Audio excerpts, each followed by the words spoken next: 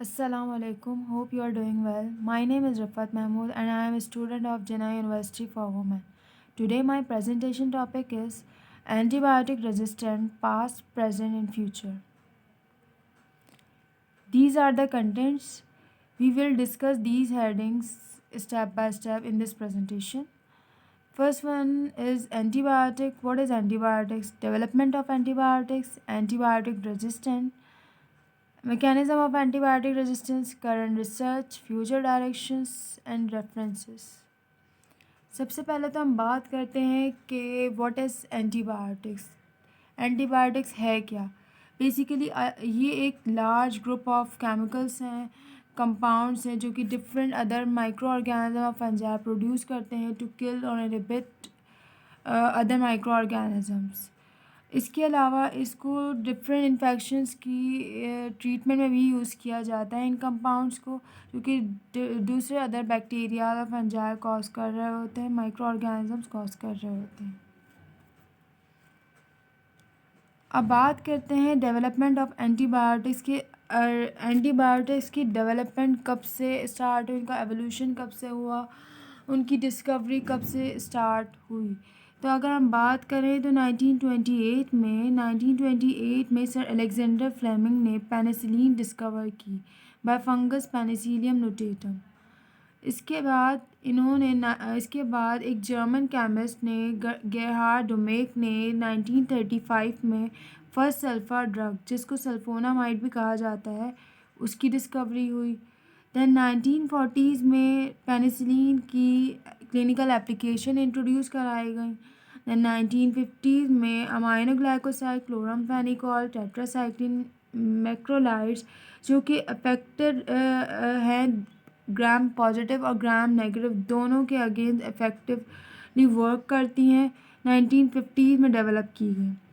1956 और 1960 में वैनकोमाइसिन और मेथिसिलिन की सिंथेसिस हुई, जबकि 1962 में नैलिडिक्सिक एसिड डिस्कवर हुई, जो कि फर्स्ट क्विनोलोन एंटीबायोटिक है और ये इफ़ेक्टिव है बोथ ग्राम पॉजिटिव और ग्राम नेगेटिव एंटीबायोटिक्स के अगेंस्ट। अब अगर हम बात करें सेफेलोस्पोरिन की जनरेशन की तो 1967 से ही इनकी डेवलपमेंट स्टार्ट हो गई थी और तकरीबन 1983 तक first, second and third generations develop हो चुकी थी। 1983 में कार्बापीनम्स एंड मोनोबैक्टम्स की डेवलपमेंट हुई। 1983 से 2000 तक ये जो तमाम ब्रॉड स्पेक्ट्रम एंटीबायोटिक्स हैं, third generation cephalosporin, oral cephalosporin और न्यूकोलोनोन्स एंटीमाइक्रोबियल्स, इनका यूज़ काफ़ी हद तक बढ़ गया था, जबकि 2000 में जो न्यू डेवलपमेंट एंटीबायोटिक्स की जो न्यू डेवलपमेंट है वो काफ़ी हद तक डिक्रीज़ होना स्टार्ट हो गई थी। अब यहाँ पे बात करते हैं एंटीबायोटिक रेजिस्टेंस। एंटीबायोटिक रेजिस्टेंस है क्या और ये डेवलप कैसे हो रही है, ये हम आगे चल के देखेंगे। तो यहाँ पे जो है, अगर हम बात करें ओवर यूज़ ऑफ एंटीबायोटिक, जो मेजर कॉज है उसका रेजिस्टेंस का, वो है ओवर यूज़ ऑफ एंटीबायोटिक्स।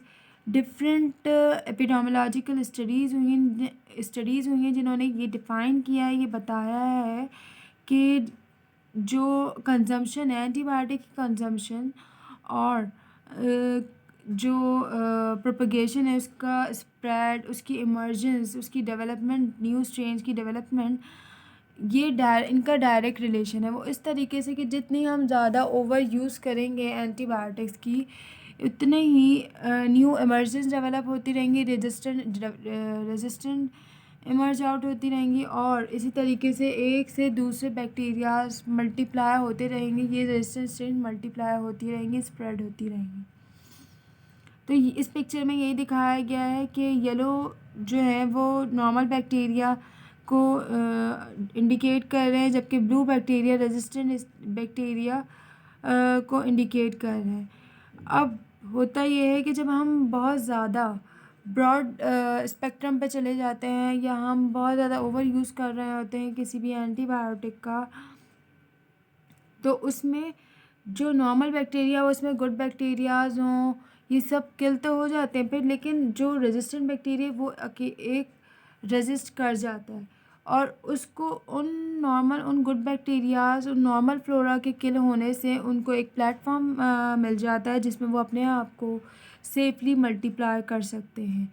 तो यहाँ पे भी ये दिखाया गया कि ये ब्लू वाला जो बैक्टीरिया है ये अपने आप को मल्टीपल कॉपीज़ अपने आप को मल्टीप्लाई करना स्टार्ट कर देता है और मल्टीप्लाई करने के नतीजे में यहाँ पे बहुत सारे रेजिस्टेंट बैक्टीरिया डेवलप हो जाते हैं। और इसके अलावा ये इनके पास ये एबिलिटी भी होती है कि ये जो जिनके पास ये रेजिस्टेंट जीन नहीं है, जिन बैक्टीरियाज़ के पास, उनको भी ये आसानी ट्रांसफ़र कर सकते हैं। यहाँ पे एक टाइमलाइन दिखाई गई है कि किस तरीके कहाँ 1980 से 2020 तक की कि कब जो है बैक्टीरियाज, ये एंटीबायोटिक्स जो हैं वो इंट्रोड्यूस की गई और रेजिस्टेंट स्ट्रेन कब आइडेंटिफाई हुई। तो यहाँ पे अगर हम बात करें तो पेनिसिलिन जो है 1943 से इसकी एप्लीकेशन स्टार्ट हो गई थी, जबकि टेट्रासाइक्लिन 1950 में इंट्रोड्यूस की गई, एरिथ्रोमाइसिन 1953 में, मिथासिलिन 1960 में, 1967 में जेंटामाइसिन, 1972 में वैनकोमाइसिन, इमीपेनम, सेप्टेजानाइन 1985 में, लेवोफ्लॉक्सासिन 1996 में, लेंजोलेट 2000 में डेवलप हुई और इंट्रोड्यूस हुई और डेप्टोमाइसिन 2003 एंड सेप्ट्रेलाइन 2010 में इंट्रोड्यूस की गई। जबकि अगर हम देखें रेजिस्टेंट स्ट्रेन बहुत ही जल्दी आइडेंटिफाइड होना स्टार्ट हो गई थी, इमर्ज आउट होना स्टार्ट हो गई थी। तो अगर हम बात करें 1959 में tetracycline resistant Shigella emerge out हुआ और 1950 में टेट्रासाइक्लिन इंट्रोड्यूस होना स्टार्ट हुई। तो तकरीबन 9 ईयर्स के गैप में, काफ़ी शॉर्ट टाइम पीरियड में ये रेजिस्टेंट स्ट्रेन डेवलप हो गई। इन्होंने अपने अंदर उसके अगेंस्ट एक रेजिस्टेंट जीन्स फॉर्म कर ली। इसी तरीके से 1962 में मिथासिलिन रेजिस्टेंट स्टेफाइलोकोकस ओरियस, 1967 में पेनिसिलिन रेजिस्टेंट नीमोकोकस, 1979 में जेंटामाइसिन रेजिस्टेंट टेरोकोकस, 1988 में वैनकोमाइसिन रेजिस्टेंट टेरोकोकस, 1996 में levofloxacin resistant pneumoniae resistant strain develop हो गई थी। 2000 में extensively drug resistant tuberculosis emerge out हुआ। 2001 में लेंजोलेट रेजिस्टेंट स्टेफाइलोकोकस ऑरियस, 2004 में सूडोमोनास एसिनेटोबैक्टर डेवलप हुई। 2011 में ceftaroline resistant Staph aureus emerge out हुआ।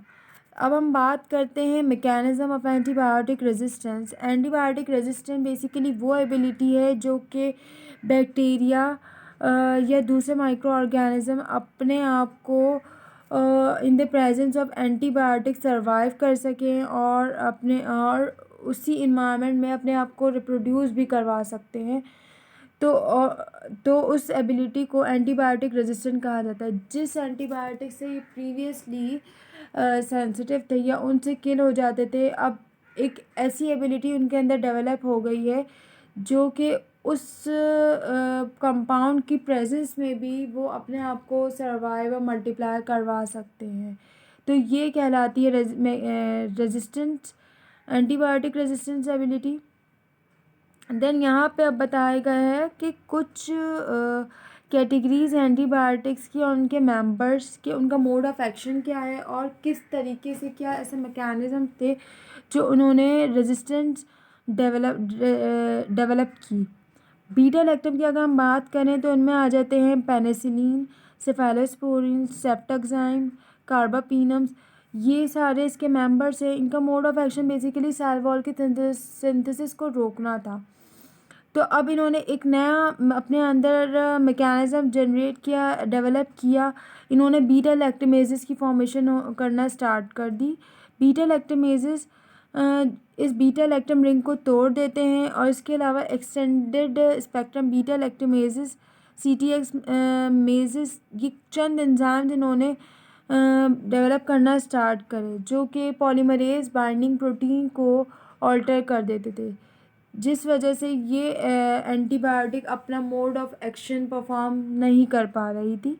अमाइनोग्लाइकोसाइड्स इसके मेंबर्स है स्ट्रेप्टोमाइसिन, जेंटामाइसिन, टोब्रामाइसिन, एमिकाइसिन। इसका जो काम था वो प्रोटीन सिंथेसिस को रोकना था।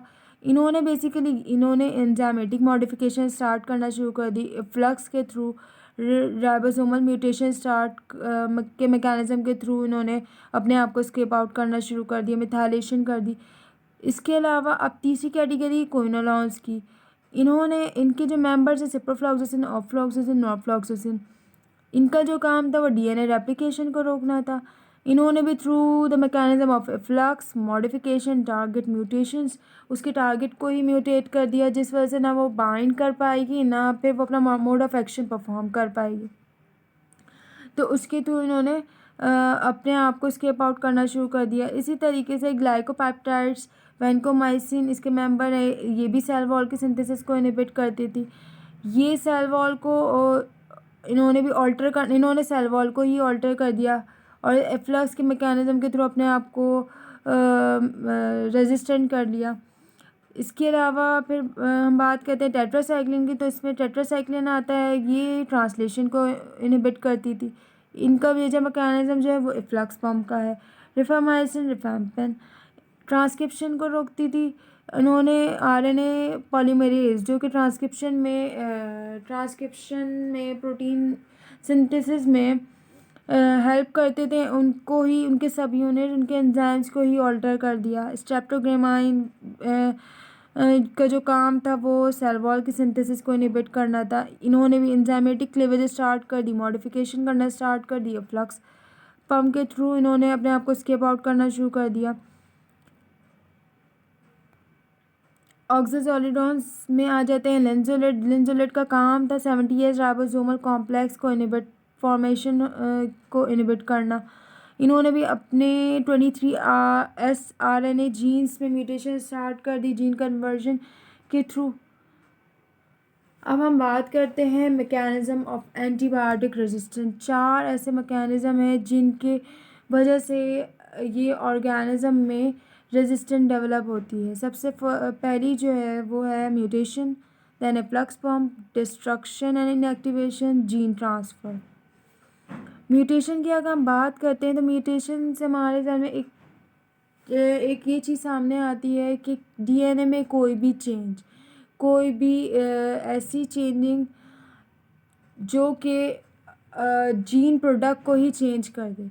तो म्यूटेशन बेसिकली यहाँ पे जो है म्यूटेशन डीएनए में म्यूटेशन हो रही है और जो कि जीन प्रोडक्ट को चेंज कर देती है।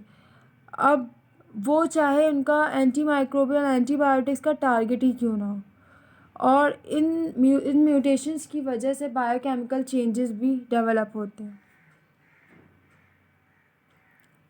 अब बात करते हैं डिस्ट्रक्शन और इनएक्टिवेशन की।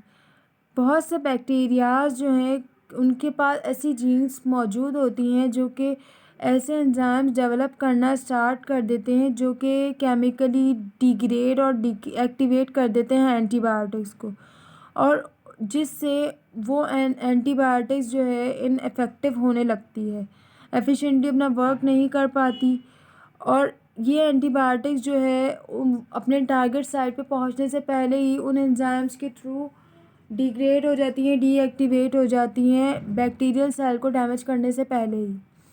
इस डायग्राम में भी यही दिखाया गया है कि एंटीबायोटिक जो है ग्रीन कलर में जो एंटीबायोटिक वो बाइंड तो हो गई, लेकिन जो ऑर्गेनिज्म है उसकी सेल वॉल में से कुछ ऐसे एंजाइम्स ऑर्गेनिज्म कोई ऐसे एंजाइम रिलीज़ कर रहा है जो कि उन एंटीबायोटिक्स को डिग्रेड करना स्टार्ट कर रहे हैं, और इसी तरीके से डिग्रेड करा के ना एंटीबायोटिक बाइंड हो पा रही है और ना वो अपना एफिशिएंटली वर्क कर पा रही है। अब बात करते हैं एफ्लक्स पम्प। एफ्लक्स पम्प बहुत से बैक्टीरियाज जो हैं वो रेजिस्टेंट जो होते हैं एंटीबायोटिक्स से, वो ये एफ्लक्स पम्प का भी मैकेनिज़्म है। बेसिकली एफ्लक्स पम्प है क्या? एफ्लक्स पम्प एक चैनल है, एसेंशियल चैनल है जो कि एक्टिवली एक्सपोर्ट आउट करता है कोई भी कंपाउंड एंटीबायोटिक्स जो कि बैक्टीरियल सेल में एंटर हो रही है उसको पंप आउट इफ्लक्स पंप के थ्रू पंप आउट होता है। तो जब कोई भी एंटीबायोटिक्स या कोई भी कंपाउंड एंटर होता है थ्रू पोरिन के थ्रू, एक पर्टिकुलर चैनल के थ्रू एंटर होता है इनसाइड दी बैक्टीरियल सेल में एंटर होता है, तो एफ्लक्स पंप के थ्रू वो पंप आउट हो जाता है, जिस वजह से एंटीबायोटिक की एक्यूमुलेशन नहीं हो पाती इनसाइड दी सेल और ना ही वो अपनी लीथल एक्टिविटीज़ परफॉर्म कर सकता है इनसाइड द सेल। तो ये एक मेजर मैकेनिज़्म है जिसके थ्रू बैक्टीरिया एस्केप आउट हो सकते हैं। अब हम बात करते हैं जेनेटिक ट्रांसफ़र। जेनेटिक ट्रांसफ़र से हमारे ध्यान में एक ही चीज़ सामने आती है कि कोई भी जेनेटिक मटेरियल एक से दूसरे में ट्रांसफ़र होने को जेनेटिक ट्रांसफ़र कहते हैं। जबकि बैक्टीरियाज में जो जेनेटिक ट्रांसफ़र का अमल है वो हॉरिजॉन्टल जीन ट्रांसफ़र का अमल होता है। उनमें 3 चीज़ें आ जाती हैं: कॉन्जुगेशन, ट्रांसफॉर्मेशन एंड ट्रांसडक्शन। बात करते हैं हम कॉन्जुगेशन की। कॉन्जुगेशन बेसिकली किसके थ्रू होता है? एक सर्कुलर डीएनए के थ्रू होता है जिसको प्लाज्मिड कहा जाता है, और उसके अंदर ये एबिलिटी होती है कि वो इंडिपेंडेंटली अपने आप को मल्टीप्लाई कर सकता है और अपने आप को अपनी कॉपी बना सकता है। तो इसका प्रोसेस कुछ इस तरीके से होता है कि जब एक बैक्टीरिया दूसरे बैक्टीरिया से क्लोज प्रॉक्सिमिटी में एक आते हैं, जब दो सेल्स जो है क्लोज प्रॉक्सिमिटी में आते हैं तो एक hollow bridge like structure form करते हैं जिसको पाइलस कहा जाता है बिटवीन दी टू सेल्स। और ये फिर जब ये ब्रिज फॉर्म कर लेते हैं तो ये अपनी कॉपीज जो बना रहा होता है प्लाज्मिड, ये दूसरे बैक्टीरिया में ट्रांसफ़र करता है उस ब्रिज के थ्रू जिसके पास ये रेजिस्टेंट जीन नहीं होती, और इन प्लाज्मिड में एबिलिटी होती है कि ये एक्वायर कर सकते हैं रेजिस्टेंट जीन किसी भी एंटीबायोटिक के अगेंस्ट। इसके अलावा जो इसमें मल्टीपल जीन्स जो है ट्रांसफ़र की जा सकती हैं। इसके अलावा प्लाज्मिड 2 टाइप्स के होते हैं। On the basis of their ability to transfer genetic material from one bacteria to another, they are divided into 2 classes: conjugative plasmid, non-conjugative plasmid. Conjugative plasmid are those that can transfer genetic material from one bacteria to another, and non-conjugative plasmid are those plasmid that cannot transfer genetic material individually, but with the help of conjugative plasmid it can transfer.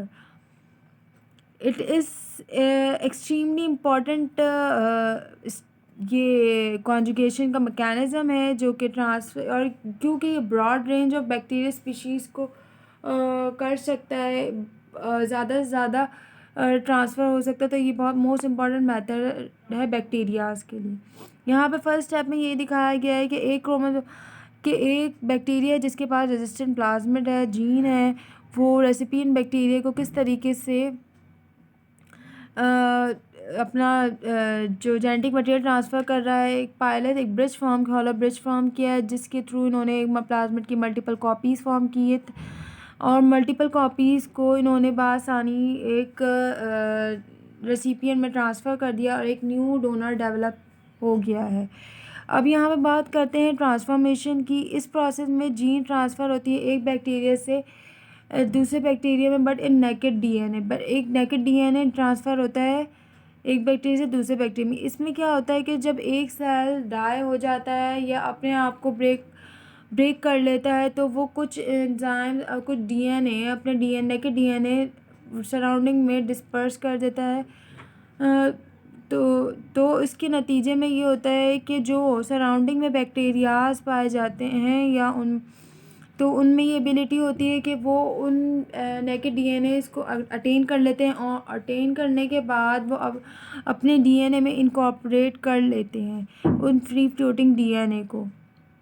इसमें picture में भी यही दिखाया गया कि ये disperse out हुआ है। देन इस बैक्टीरिया ने ये इसके when this free floating DNA and incorporation हो गई है इसके अपने ही डीएनए में। ट्रांसडक्शन, ये बेसिकली ट्रांसडक्शन का जो प्रोसेस है ये इनडायरेक्ट प्रोसेस भी कह सकते हैं कि एक ऐसा प्रोसेस है कि बैक्टीरियल डीएनए ट्रांसफ़र जो हो रहा है एक बैक्टीरिया दूसरे बैक्टीरिया में, but with the help of those viruses which infect bacteria, और those viruses are called bacteriophages. ये बेसिकली बैक्टीरियोफेजेस इन्फेक्ट करते हैं बैक्टीरिया के, क्योंकि वायरसेस में ये एबिलिटी होती है कि वो टेक ओवर कर लेते हैं होस्ट की मशीनरी को। तो ये बेसिकली उस बैक्टीरिया के जेनेटिक प्रोसेस को टेक ओवर कर लेता है और अपने ही मल्टीपल कॉपीज़ बनाना स्टार्ट कर देता है और न्यू फेजेस, क्योंकि उसने रेजिस्टेंट जीन जिसके पास थी बैक्टीरिया के पास उसको इन्फेक्ट किया था और उसकी मशीनरी टेक ओवर की थी। तो जो न्यू फेजेस बनेंगे वो उस रेजिस्टेंट जीन के साथ बनेंगे। तो वो न्यू फेजेस में उनकी रेजिस्टेंट जीन मौजूद होगी जो उस बैक्टीरिया की थी।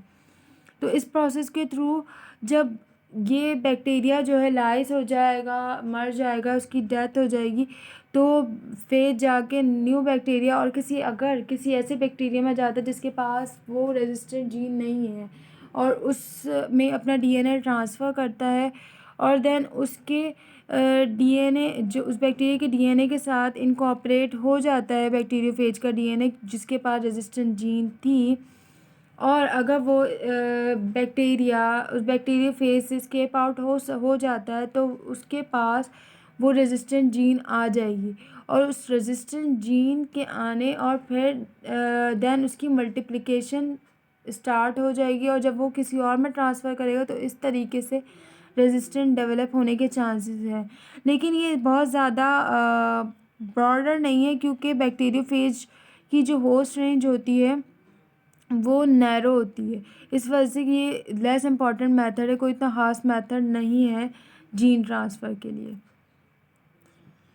यहाँ पे एक बैक्टीरियोफेज है, उसने इन्फेक्ट किया बैक्टीरिया को, अपनी मल्टीपल कॉपीज़ बनाई, देन उसकी जो रेजिस्टेंट जीन थी उसमें एक न्यू फेज डेवलप हुआ, देन उस बैक्टीरिया की डेथ हो गई और उन फेजेस में उनकी डोनर की जीन्स थी, देन वो गया रेसिपिएंट बैक्टीरिया में, रेसिपिएंट बैक्टीरिया में इन्फेक्ट किया, देन उसके बाद वो इनकॉर्पोरेट हो गया उस रेसिपिएंट बैक्टीरिया के डीएनए के साथ, देन एक न्यू ट्रांसड्यूस बैक्टीरिया फॉर्म हो गया। यहाँ पे बताया गया है एक ओवरऑल मैकेनिज़्म कि किस तरीके से एंटीबायोटिक कौन कौन से टारगेट्स हैं और कौन कौन से रेजिस्टेंट मैकेनिज़म्स हैं। लेफ़्ट साइड पर अगर हम देखें तो एंटीबायोटिक टारगेट्स हैं जो कि भी बताया गया कि सेल वॉल को कौन कौन हिट करते हैं। Beta lactam vancomycin cell wall पर अटैक करते हैं, डीएनए आरएनए सिंथेसिस को फ्लोरोक्विनोलोन इनहिबिट करते हैं, रिफामाइसिन इनहिबिट करते हैं, फोलेट सिंथेसिस में ट्राइमेथोप्रिन सल्फोनामाइड इनहिबिट करते हैं, सेल मेम्ब्रेन डेप्टोमाइसिन इनहिबिट करती हैं। इसके अलावा रेजिस्टेंट मैकेनिज़्म हम आ जाते हैं कौन कौन सी एंटीबायोटिक्स इसके की वजह से कौन कौन से मैकेनिज़्म के थ्रू किस किस एंटीबायोटिक्स की रेजिस्टेंट डेवलप हुई है। फ्लक्स पम्प की अगर हम बात करें तो उनमें fluoroquinolones, aminoglycoside, tetracycline, beta lactams आ जाते हैं, मैक्रोलाइड्स आ जाते हैं। इम्परमिएबिलिटी में tetracycline, trimethoprim sulphonamide, vancomycin. Target modification में fluoroquinolone, rifamycin, vancomycin, penicillin, macrolides, aminoglycosides आ जाते हैं।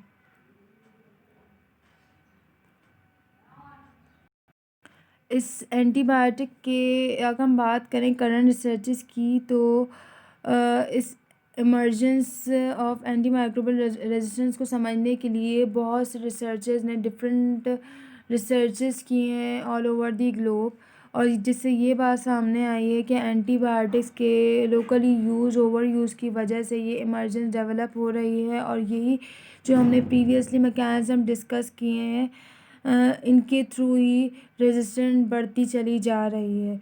अब माइक्रोब्स की अगर हम बात करें तो डिफरेंट, चाहे किसी भी लोकेशन, किसी भी जोग्राफिकल लोकेशन, चाहे कितने ही डिस्टेंस पे हम बात करें तो एक ही मैकेनिज़्म, एक ही रेजिस्टेंट मैकेनिज़्म पाया जा रहा है इन न्यू इमर्जेंट स्ट्रेन्स में, और इन्हीं की वजह से चाहे डिफरेंट जो है एंटीबायोटिक्स की development, anti microbial resistant develop हो रही हैं और सेम मैकेनिज़्म सामने आ रहा है और न्यू स्ट्रेन डेवलप हो रहे हैं। और अगर हम बात करें फ्यूचर डायरेक्शंस की, तो ये कहा जाता है कि एंटी माइक्रोबियल रेजिस्टेंस जो है बायोलॉजिकल फिनोमेना है जो कि एग्जिस्ट जो हुआ था फ्रॉम अर्ली एवोल्यूशन और जब तक रहेगा जब तक कि माइक्रोबियल वर्ल्ड एग्जिस्ट करेगा। तो ये बात सामने आई है कि ये अप्रोच हम लोगों की होनी चाहिए कि एंटीबायोटिक्स का किस तरीके से ऐसे ऑल्टरनेटिव्स क्रिएट किए जाएं जिससे एंटीबायोटिक्स का यूज़ कम से कम होता चला जाए। उसके लिए कुछ अल्टरनेटिव अप्रोचेज़ ये भी हो सकती हैं कि प्रोबायोटिक्स का यूज़ हम बढ़ा दें, वैक्सीन्स यूज़ की जाएं for the prevention of infectious disease. इसके अलावा बैक्टीरियोफेजेस को अपनी थेरापीज़ में यूज़ की जाए, उसके लिए रिसर्चेस की जाएं जो कि बैक्टीरियल मेटाबॉलिज्म को डिस्टर्ब कर देते हैं और ये एक बेस्ट थेरापेटिक ऑप्शन है। देन इसके अलावा कुछ थेराप्यूटिक यूजेस जो हैं लिटिक बैक्टीरियोफेज की रिपोर्ट सामने आई हैं to treat pathogenic bacterial infection, जो कि फ्यूचर रिसर्च के लिए एक बेहतरीन टॉपिक हो सकता है। तो फेज थेरेपी बेसिकली जो है वो एक इम्पॉर्टेंट ऑल्टरनेटिव है to antibiotics for treating multi drug resistant pathogens. इसी तरीके से एंटी माइक्रोबियल पेप्टाइड्स को भी यूज़ किया जा रहा है कि ये कंपोनेंट्स जो हैं ब्रॉड स्पेक्ट्रम एंटीबायोटिक से बेहतर हैं, ब्रॉड स्पेक्ट्रम एंटीबायोटिक से बेहतर हैं जो कि इफ़ेक्टिव हैं और ये एक नोवल थेराप्यूटिक एजेंट के तौर पे भी सामने आ रहे हैं। ये पेप्टाइड्स जो है against gram negative gram positive bacteria, इसके अलावा Mycobacterium tuberculosis, envelope viruses, fungi और यहाँ तक के ट्रांसफॉर्म कैंसर सेल्स के अगेंस्ट भी वर्क कर रहे हैं। और इसके अलावा ये इम्यूनिटी को बूस्ट करने के लिए भी यूज़ होते हैं, हो सकते हैं as a immunomodulators. These are the references. Thank you so much.